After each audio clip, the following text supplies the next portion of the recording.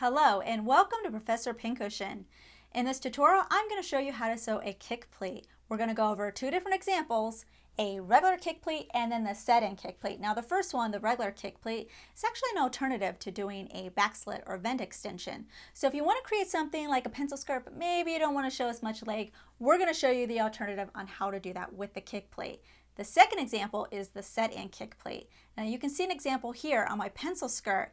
You have a pleat, but underneath you have a contrasting fabric, which is a lot of fun, and you get to be a little bit more creative when you're creating your skirt. So we're going to go over both of them and show you how to create them. In my example, I'm going to be doing the pencil skirt from our website of our pattern making series, but it really translates to other skirt patterns as well. So let's go ahead and get started. The first thing I'm going to show you is how to do a regular kick pleat. So this would be an alternative to doing that back slit or vent extension. So you still want to have movement in the skirt, but maybe you don't want to show a little bit more leg. So I'm going to show you a very simple way to do this. So this is a basic pattern with the extension piece right in my seam line. So this is my center back seam, and this is the bottom of my skirt right here. So this is the hemline, and this is the extra piece that you may have something that looks very similar. So what I'm going to do, let me remove my pattern, is I'm going to pin all along this area because I actually have two pieces here and they're right side together. And I just make sure everything is matching up, and if you cut it out together, it should already be that way.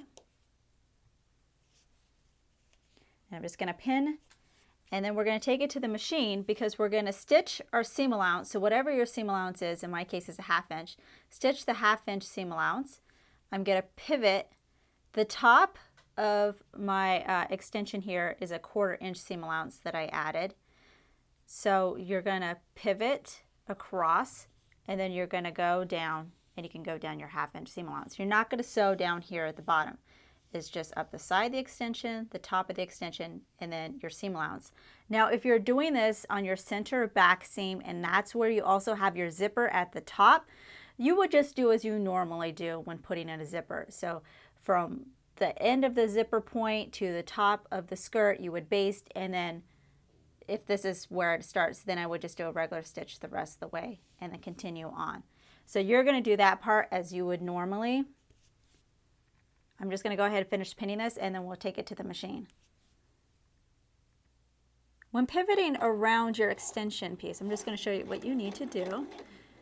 So this is about where I want to turn to go to the top of my extension. So I'm going to put my needle down, lift my foot, and then pivot the fabric. And that way you get a nice, clean, straight corner. So I'm coming to my next one. So once I get to the point where I think I want to pivot, put the needle down, lift the foot, pivot the fabric, put the foot down, and then continue on. After you finish doing your stitches, you're going to actually cut to the stitches. You're not going to cut into the stitches. We don't want to actually create a hole. So just take your scissors and cut right into that corner there. Okay, let me open this up. All right, everything above your cut, you're going to press open. This is all your seam allowance and stuff. So you're going to press that open. Here is our extension. You're going to press it to the side like that. Just make sure it's even. Here you can see it's all pressed down to the bottom. So you're just taking the whole thing and you're pressing it towards one way. Now, you can do it towards the right like I do. Some people do it towards the left. It's your skirt. You can do whatever you want. I always do it so it's going towards the right of the skirt. So go ahead, press this, and then we'll move on to the next step. Next, I'm going to hand baste my pleat into place. So I'm not only going through the layers of my pleat, but you're also going through your skirt. You're going through all layers because we want to make sure that the top part of the pleat is going to stay in place. And we're just hand basting it so we can create a line of stitches, and we can flip the skirt over to the right side and then stitch over our basting stitches. So the basting stitches are just a temporary stitch to give us a stitching line for the right side. So I went ahead and just drew a line at the top of my pleat that marks the 1/4 inch line, since my stitches are a little hard to see. But if you went ahead and you did your 1/4 inch seam allowance at the top, you can just follow that along as well. So I'm going to do a running stitch. I have a contrasting thread because I want to make sure that it's going to be something that I can easily see on the right side of my skirt. So for the running stitch, I'm going to go down, I'm going to go across a little bit, and then come out. And you don't want to pull it too tight because we don't want to start gathering this. You want it to lie flat. So go down, go across, and come out. And you're going to do this all the way along the whole length of the pleat, or the top of the pleat. And then once you get to the end, just tie a quick knot, or you can just leave the thread as is because we can always remove it once we finish doing the final stitch on the right side. If I flip it over to the right side of my fabric, you can see my red stitches right here. So this is exactly what you want to see, so it's an easy guideline for when you stitch it with your permanent stitch. Go ahead and stitch over your basting stitches. Now you're just doing a regular length stitch. Definitely don't forget to back stitch because we don't want this top part to come out, because that's going to keep our pleat looking nice and neat. Just go all the way to the edge and then back stitch at this end as well. And then if you can, if it's very easy, go ahead and remove those hand basting stitches. As far as the kick pleat is concerned, this part is done. So let's take a look. You can see here it is. It's folded over, so we have a nice looking pleat here. And if we go above the kick pleat, it's just a regular seam. Here's the kick pleat part. And then if I was to pull the sides like you're walking, you'll see it expands, but when it's at rest, you still have that nice tapered look for a pencil skirt. Next, I'm going to show you how to do a set-in kick pleat. So this is the type of kick pleat where there's a separate piece of fabric underneath the extension part, and you can do it in a different color. So style-wise, this is a really fun one to do. So here is one piece of my skirt, and you're always doing it in the seam, just like we did with the kick pleat in the last example that we looked at. So I'm just going to get my two pieces that go together. So this is the side front and the front. You're going to make sure that you have it right side together. So let's flip this over so it's right side together. Line everything up so that everything matches.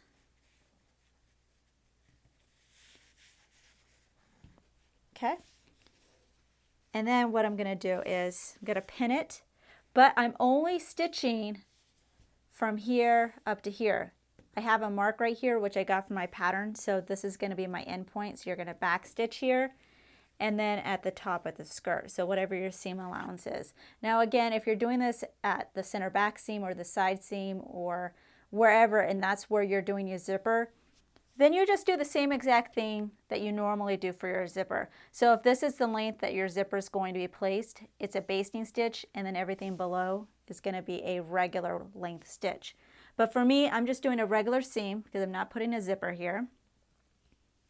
Everything from here down stays open, including above the extension. So again, you're just stitching this length here. After you finish doing your stitches, you can go ahead and separate your pieces. We're still looking at the wrong side because we're going to be pressing our seams open. And just to give you a reference, this is the top of my skirt, this is the bottom of my skirt, and this is the side seam here.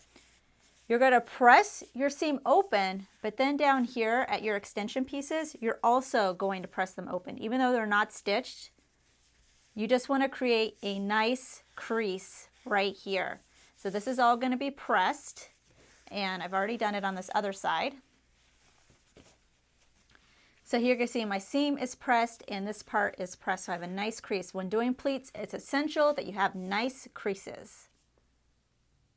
Let's go ahead and add our contrasting fabric, or if you want it to match, you can also do matching. So this is going to be the extra piece that I'm going to stitch on that's going to show through from the front. You can see it's just a rectangle piece, and it's the size of this section here. So whatever the length is, and then this width and this width of the bottom of the extension. And it's a perfect rectangle.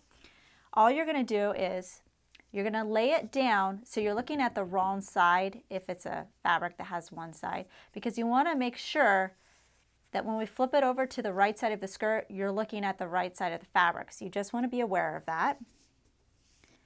And all I'm going to be doing is matching up the long edge of the raw edge of my kick pleat section with the long edge of the extension. So I'm just going to go ahead and pin this edge here and this edge here. I'm not actually pinning through my skirt, just the extension section, because those are the sections we're going to sew. You're not going to do the bottom and you're not going to do the top, but you still want to make sure that everything is lining up. So I'm going to go ahead and pin this, and stitch both sides. When sewing this section, you're going to make sure that you're only sewing the extension part. And I'm just doing a regular length stitch. Don't forget to back stitch on the top and the bottom. And you're just going to do whatever your seam allowance is. In my case, I'm doing a 1/2 inch. And you're going to sew both sides. Next, what you're going to do is you're going to do your hand basting stitch again right along the top of the kick plate here. So I'm doing it 1/4 inch in, and I'm going to do this with my hand sewing just like we did with the other one. So I have a contrasting thread. I'm going to go along and do my running stitch, and I've already finished it on this other side. So here we have the stitching. Then I'm going to take my skirt, flip it over so we're looking at the right side of the skirt, and you can see my stitching lines here. So then you're just going to go back on the machine and you're going to stitch with a matching thread right over that basting stitch. So then that's going to be your permanent stitch on the front. I went ahead and stitched up here, so let's take a look at our kick pleats. You can see I have the white underneath, and that looks really nice. I really like that color combination. So from this point you would go ahead and continue on the rest of the skirt. I want to go over hemming a little bit because it's a little bit different with this type of pleat. Now when you're getting ready to hem, you can't just turn over the raw edge and then stitch it as normal. And the reason is, once this is all stitched down, your kick pleat won't open up anymore. You want it to freely move open and shut. So that's why you can't just fold it and then stitch it as normal. So what you need to do, let me flip this over to the wrong side. You need to decide where you're going to hem it up to. So let's say I'm going to do a very small hem here, and I'm only going to do 1 inch. You're going to go ahead and cut into your seam allowance only. Don't cut into your stitches. It's a little bit easier to see on this side because the stitches are darker. So you can see I just sliced open the seam allowance only. And that way you can press your seam allowance open. This part of the kick pleat still stays shut, and you can do a finished raw edge at this point if you want to make it look a lot nicer. But this part here, I'm going to press it open so that way it makes it a lot easier for me to go ahead and do my seam allowance. So the next step after you press it open is you're going to finish all the raw edge of the bottom hemline. Here's an example of where I have the bottom part pressed open and then I went ahead and finished the raw edge. Now you can use a serger, you can do an overcast, you can do a zigzag stitch, whatever way that you want to finish the edge. We need to finish the raw edge because we're not going to do the normal type of hem where you fold up and then you fold the raw edge again. And the reason why is this is part that we created our pleat is already folded. We don't want to create a whole bunch of bulk right here. So we're trying to cut down on that bulk, and this is one way to do it. With the raw edge finished, you can just fold it over one time and you don't have to worry about the raw edge, and then we can just do our hem. Now I went ahead and opened up my pleat here at the bottom. You can't open it up all the way because it's stitched down at the top of the pleat. So what I'm going to do at this point, I'm just going to grab a couple of pins so I can just show you quickly an example of this hem. So again, I fold it over one time up to the top of where it's pressed open. We'll just throw in a couple of pins here just to quickly demonstrate.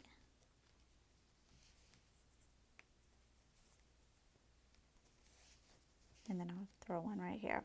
All right, that's good. We'll just pretend like I pinned the whole thing. I'm going to grab needle and thread, and I'm just going to do a hand blind hem because I think it'll look a lot nicer. It takes a little bit longer, but it's going to look nicer. And I'm just using a contrasting thread, so it'll be a little bit easier to see my stitches. So the first thing is I'm coming up from underneath the raw edge only, not the skirt fabric, the raw edge here where it's finished. And you don't have to go down very far, maybe 1/8 of an inch. And then right above that, I'm just going to grab a little bit of my skirt fabric. And then grab from underneath the raw edge and then a little bit of the skirt fabric. So this is going to be my whole hem. And I'll show you what it looks like on the right side. Let me just do a couple more stitches. Skirt fabric. And if you do this with the matching thread, it's definitely not going to be as obvious as mine. Okay, let's just say I finished doing my hem. Move this thread out of the way. I'll take out these straight pins. Once you finish doing it, you can go ahead, refold, and reestablish the crease where you had the kick pleat with, and go ahead and press that. So then you're going to still have that, and you have your finished raw edge. Now if I was to flip this over to the right side, you can see my stitches right here, obviously. So they show up a little bit, but again, if you use matching thread, it's not going to be that bad. But I have a finished raw edge here at the bottom, and my kick pleat still opens and closes. So that's exactly what you want to have at the bottom of your skirt. Make sure to check out our other videos and visit ProfessorPincushion.com to view our complete library with well over 150 sewing video tutorials. New tutorials are released regularly, so make sure to subscribe to be notified of the next release. Thanks for watching!